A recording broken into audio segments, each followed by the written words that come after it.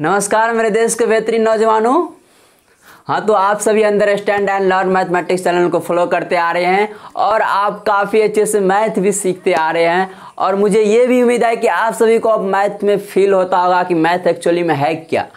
इसमें सीखने का काफ़ी चीज़ भरा पड़ा है, अब बस आपको सीखने का प्रयास करते रहना है और हम आपके सिखाने के लिए यहाँ पे आए हैं। तो चलिए, जैसा कि हमने जीपी के कॉन्सेप्ट पे अच्छे अच्छे क्वेश्चन हमने किए और साथ ही साथ आपको जितने भी ज़्यादा से ज़्यादा क्वेश्चन हो चुके बिल्कुल बेसिक से जेईई मेन लेवल तक हमने सारे कवर किए।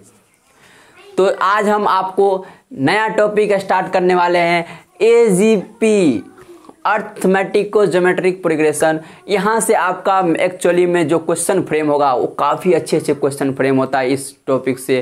और जब हम आप स्पेशल सीक्वेंस पढ़ेंगे वहाँ से भी काफ़ी अच्छे अच्छे क्वेश्चन फ्रेम होता होगा।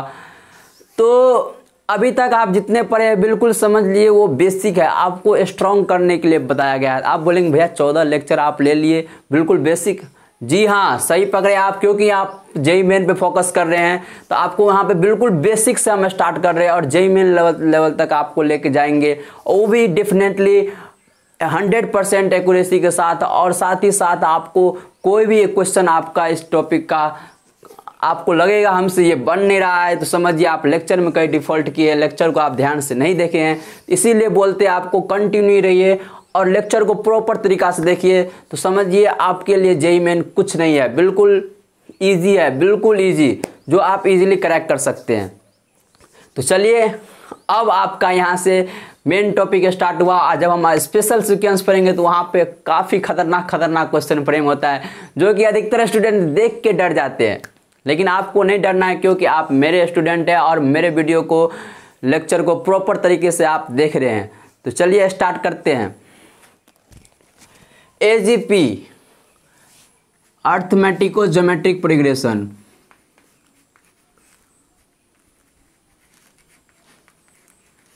अर्थमेटिको ज्योमेट्रिक प्रोग्रेशन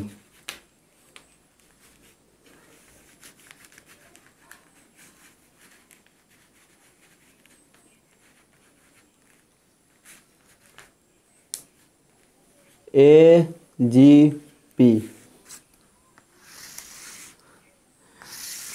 इसमें आप देख सकते हैं, इसमें आपको एजीपी में आपको दो सीरीज देखने को मिलता है। कौन कौन सा? एपी और जीपी। आप वर्ड इसका जो लैंग्वेज है इससे आप पकड़ सकते हैं, इसमें दो सीरीज है, कौन? एपी और जीपी। तो चलिए हम आपको एजीपी के बारे में बताते हैं। हम मान लेते हैं कोई सीरीज जैसे कि A1 A2 A3 से लेके AN तक, किस में है ये? हम मान लेते हैं ये एपी में है, हमने मान लिया।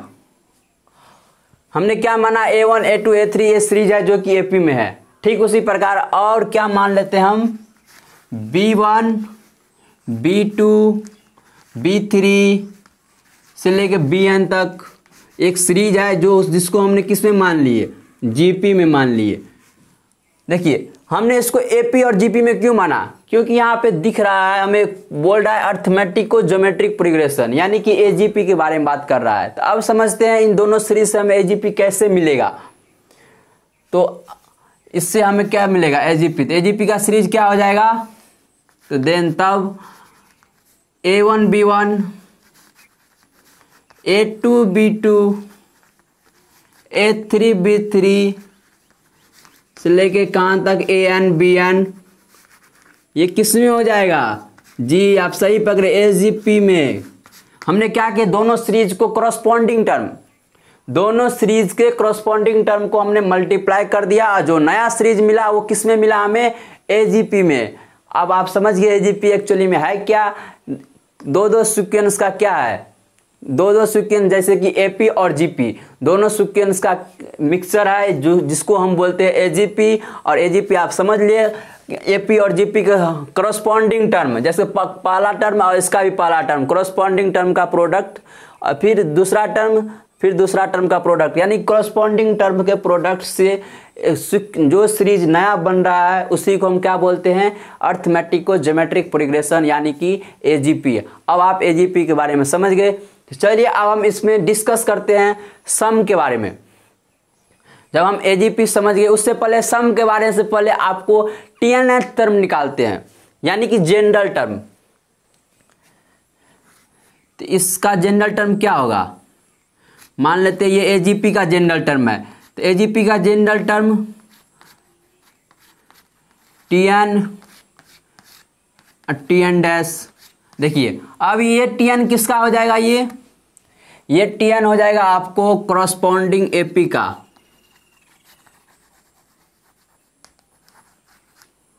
करस्पॉन्डिंग एपी का, ये एपी का टीएनएथ टर्म हो गया, और ये टीएनएथ टर्म आपको जीपी का मान लेते हैं।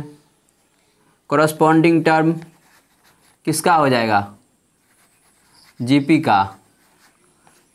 देखिए जब इसका टीएनएथ एजीपी का जनरल टर्म यानी ग्लास टर्म निकालना हो आपको, तो क्या करना पड़ेगा, एपी का टीएनएथ टर्म और जीपी का टीएनएथ टर्म का प्रोडक्ट क्या हो जाएगा, एजीपी का जनरल टर्म।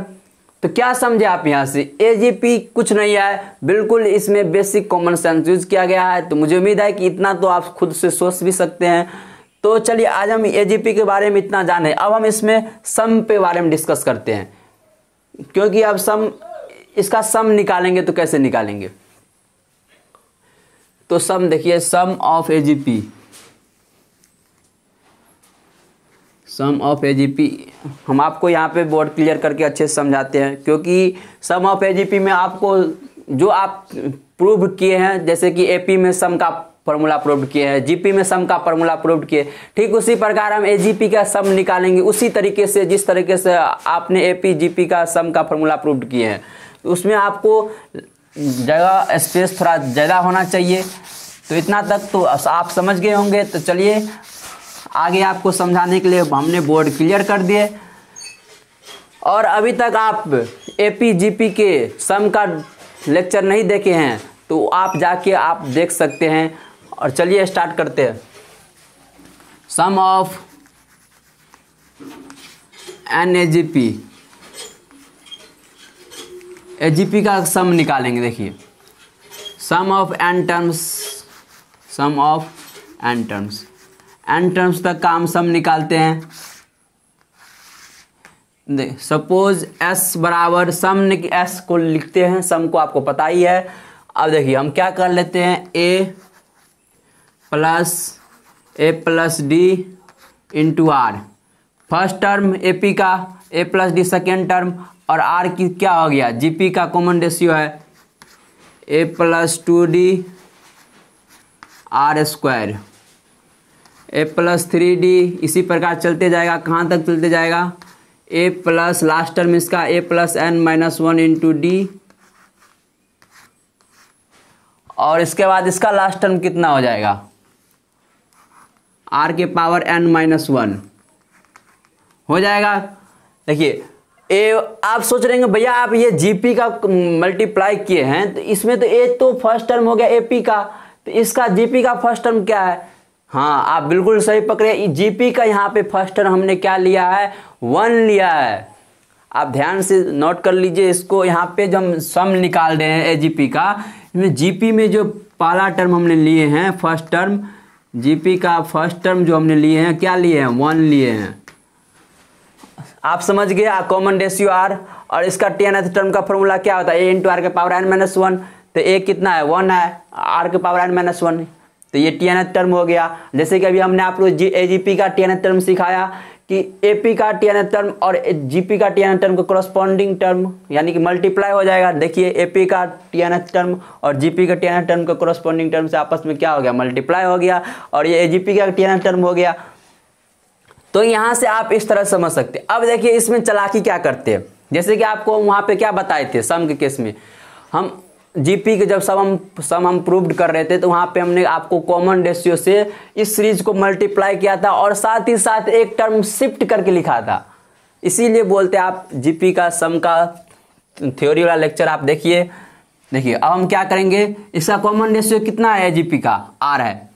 अब हम क्या करते हैं, इसको हम आर से मल्टीप्लाई कर दिए, आपको दिख रहा होगा। इसको हम क्या करते हैं, आर से मल्टीप्लाई कर देते हैं। आर से हमने मल्टीप्लाई कर दिए। अब देखिए एक टर्म क्या करेंगे, शिफ्ट करके लिखेंगे। एक टर्म शिफ्ट करके लिखेंगे तो क्या हो जाएगा ए आर, फिर इसके बाद क्या हो जाएगा a plus d r square हो जाएगा। ठीक उसी प्रकार ए प्लस 2d हो जाएगा, आर क्यू हो जाएगा। ठीक उसी प्रकार ए प्लस 3d हो जाएगा, आर 4 हो जाएगा, और इसी पर चलते जाएगा। और ये यहाँ पे कितना हो जाएगा, एक टर्म शिफ्ट करके लिख रहे हैं, इसका मतलब यहाँ पे n-2 होगा इससे पहले वाला टर्म, तो n-2 इंटू डी, और इससे पहले वाला टर्म में r पावर कितना हो जाएगा n-1, और प्लस लास्ट टर्म कितना हो जाएगा a plus n-1 into D into are के पावर n हो जाएगा। ये आप समझे। यहाँ पे देखिए इससे पहले पीछे वाला टर्म क्या होगा n-2 होगा। देखिए a plus n-2 into D की पावर कितना हो जाएगा, r के पावर क्या है n-1 है, इसका मतलब n-2 होगा यहाँ पे। अब देखिए r से हमने मल्टीप्लाई किया एक टर्म शिफ्ट करके, जब हम यहाँ पे आएंगे तो इससे मल्टीप्लाई करेंगे तो a plus n-2 into D तो हो जाएगा, और यहाँ पे r के पावर कितना है n-2, और r से मल्टीप्लाई करते क्या हो जाएगा r के पावर n-1। फिर उसके बाद इसको मल्टीप्लाई करेंगे r से मल्टीप्लाई किए तो n-1, जब भी r से मल्टीप्लाई किए तो 1 1 कैंसिल हो जाएगा, r के पावर n हो जाएगा। हमने क्या किए, जीपी के सम को, मतलब जीपी में जिस तरह सम आपको बताए थे ठीक उसी प्रकार हमने आर से क्रॉस क्या कहते हैं कॉमन रेशियो से मल्टीप्लाई किए, और साथ ही साथ हमने आपको एक टर्म शिफ्ट करके इसे रिप्रेजेंट कर दिए। अब देखिए क्या होता है,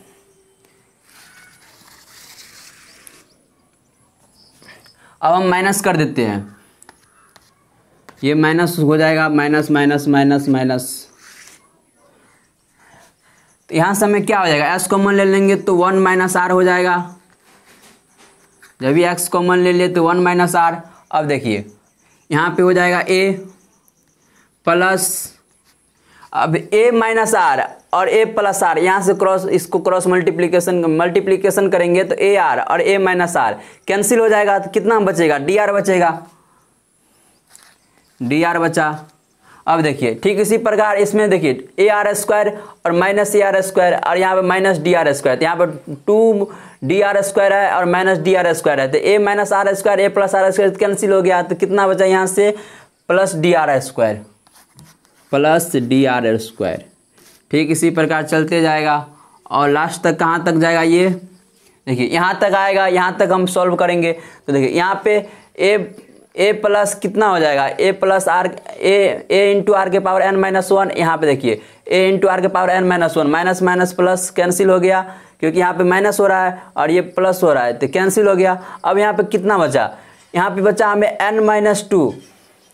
n-2 और यहाँ पे n-1 इंटू डी, तो n-2 और n-1, तो n कैंसिल हो जाएगा, तो डी आर के पावर कितना बचेगा हमें n-1, तो डी आर के पावर n-1। आप समझ गए होंगे।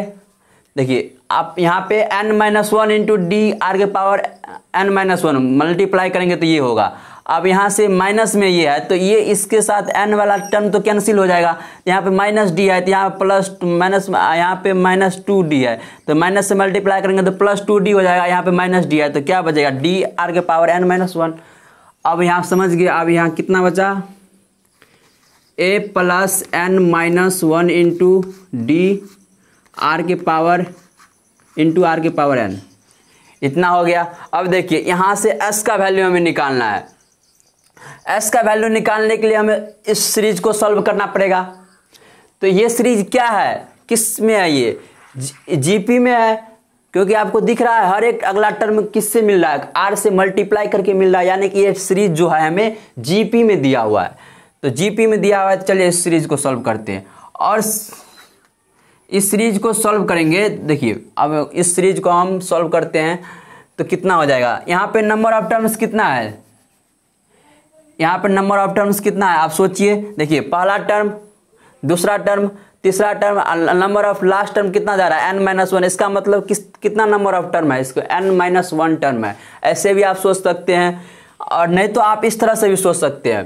देखिए इस तरह से आप किस तरह सोच सकते हैं, देखिए यहाँ से लेके यहाँ तक कितना टर्म है nth टर्म है, और यहाँ से लेके यहाँ तक कितना टर्म है nth टर्म है, और देखिए nth टर्म में, और ये nth टर्म है, और यहाँ से इतना कवर करेंगे तो कितना टर्म हो जाएगा, n-1 टर्म।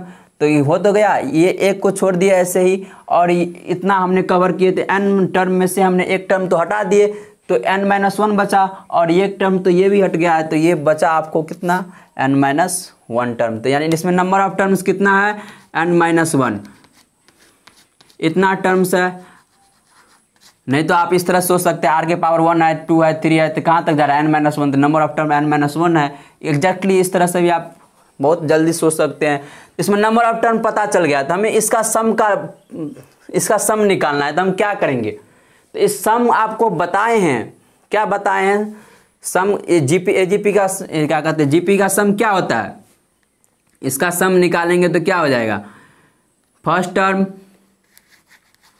और इनटू क्या होता है, आर के पावर n माइनस आर के पावर n, तो आर के पावर n कितना है, डी आर कितना है आपको, आर के पावर n -1 होता है, और अपॉन r-1 होता है, ये होता है। आपने जीपी को सम के केस में क्या बताए थे आपको, a इंटू आर के पावर n-1 अपॉन r-1, ये होता है। हमने इसका सम निकाल लिया। अब देखिए इस सम का से वैल्यू निकालते हैं, तो यहां से देखिए हम क्या करते हैं, अब s बराबर कितना हो जाएगा, देखिए s बराबर कितना हो जाएगा, s बराबर हमें हो जाएगा 1 माइनस आर से क्या करते हैं, डिवाइड कर देते हैं, तो a अपॉन कितना हो जाएगा, 1 माइनस आर,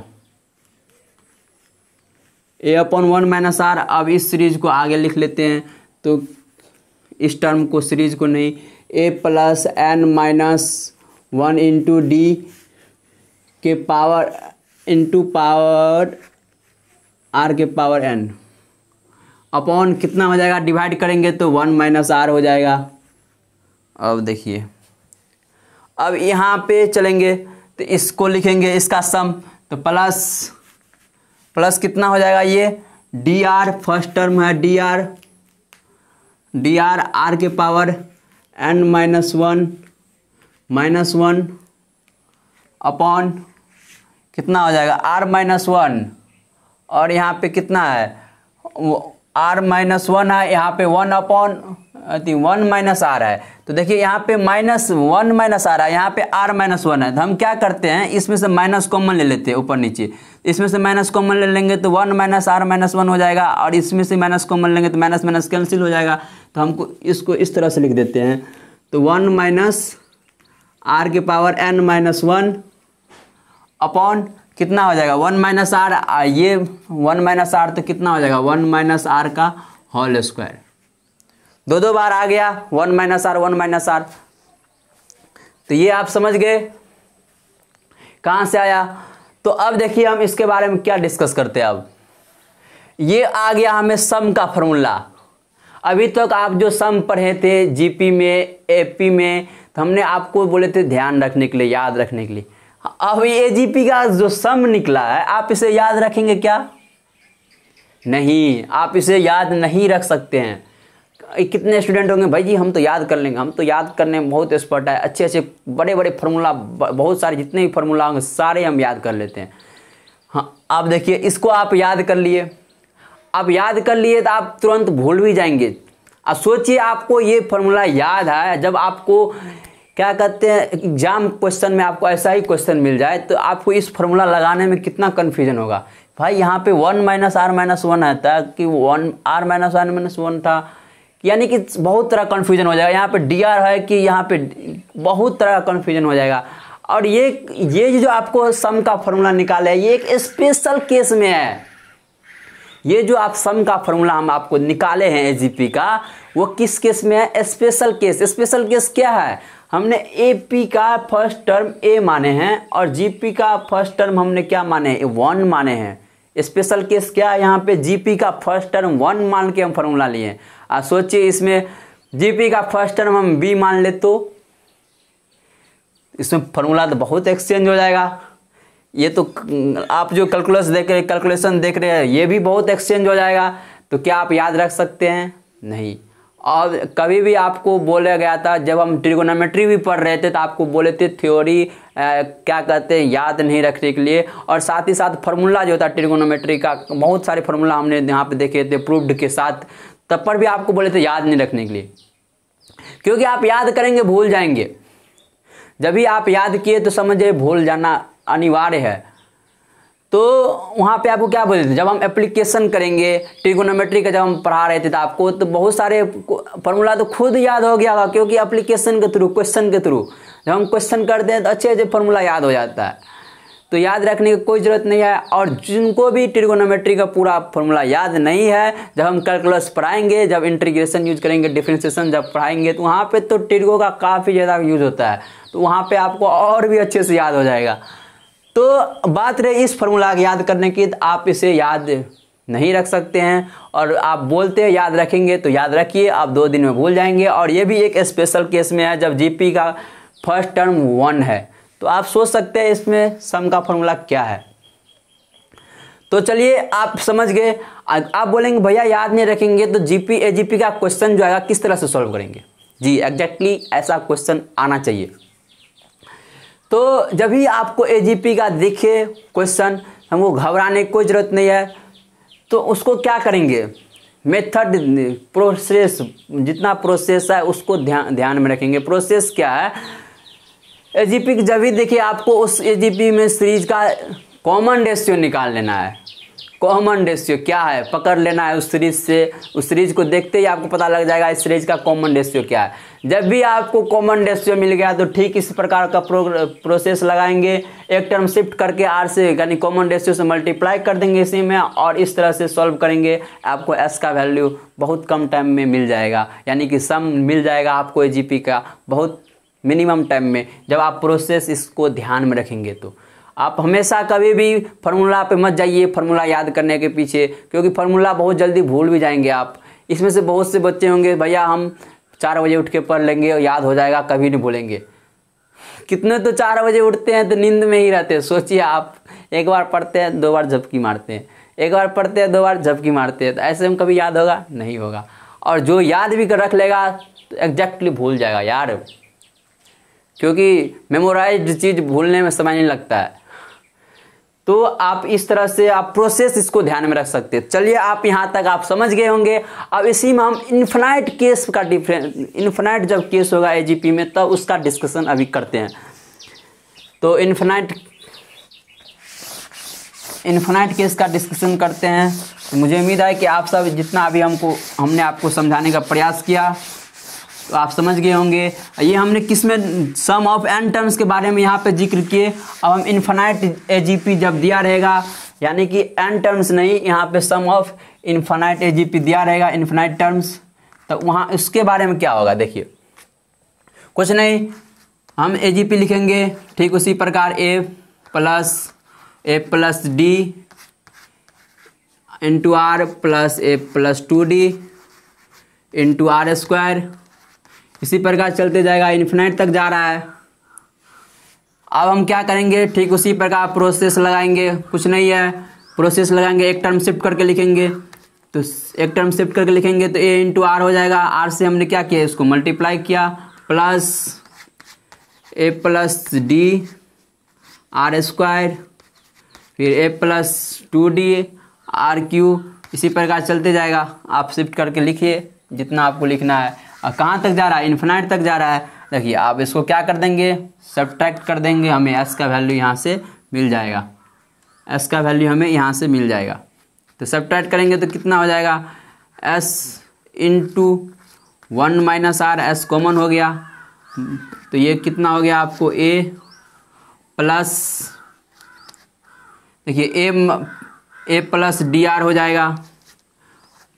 फिर उसके बाद यहाँ से कितना हो जाएगा, ए प्लस डी आर, यहाँ से ए ये कैंसिल हो जाएगा, ए आर स्क्वायर, तो कितना बच जाएगा हमें, यहाँ से डी आर स्क्वायर बच जाएगा।